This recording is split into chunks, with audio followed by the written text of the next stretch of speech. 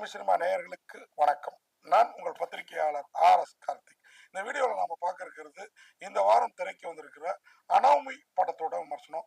அனோமி மலையாளத்தில் 2-3 வாரத்துக்கு முன்னாடி கேரளாவில் ரிலீஸ் ஆன ஒரு மலையாள படம். வேற லெவலில் அங்கே வெற்றிவாக சூட அந்த படத்தை தமிழுக்கு கொண்டு வரணும்னு இதோட ஒன் ஆஃப் த தயாரிப்பாளர், ஒன் ஆஃப் த ப்ரொடியூசர், 2-3 தயாரிப்பாளர்கள் அதில் மெயினாக டி சீரீஸ் குழுமமும் ஒரு ப்ரெசன்ட் பண்ணியிருக்குது. இந்த படத்தை வழங்கி இருக்குது. நான் இதோட மெயின் தயாரிப்பாளர்கள் ஒருத்தர் பாவனா, நடிகை பாவனா. அருமையாக அவங்க தான் இதில் கதையின் நாயகி கூட.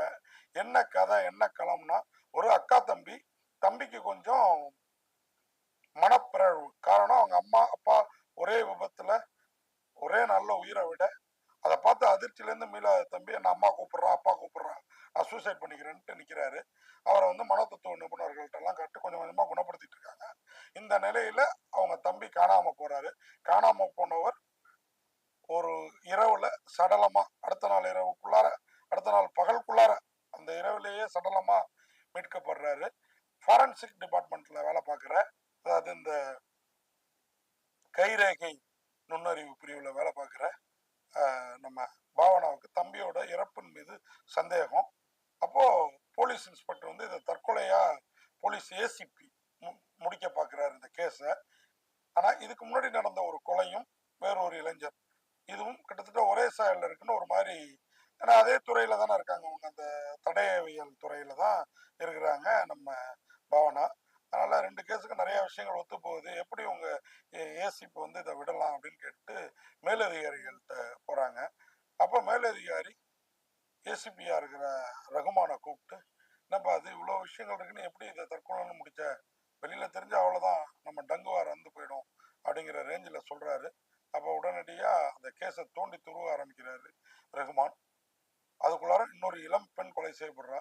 இவங்க எல்லோருமே சற்றே மனப்பிறழ்வு அடைந்தவங்க, தற்கொலை எண்ணத்தில் இருப்பவங்க. அவங்களுக்கு ட்ரீட்மெண்ட் கொடுத்து அவங்க குடும்பத்தார் அவங்கள வச்சுருக்காங்க. இந்த கொலையெல்லாம் பண்ணுற சைக்கோபாத் யாரு, அவன் ஏன் கொலை பண்ணுறான், உண்மையாகவே அவன் சைக்கோபாத் தானா, அவனுக்கு வேற யாரெல்லாம் உதவியாக இருக்கிறாங்க அப்படிங்கிறத வித்தியாசமாகவும் விறுவிறுப்பாகவும் சொல்லி பாவனாவும் ரகுமானும் வேறு வேறு கோணத்திலிருந்து புது புது அர்த்தங்கள் ரகுமான் சொல்கிறேன் நான், ஓகேங்களா.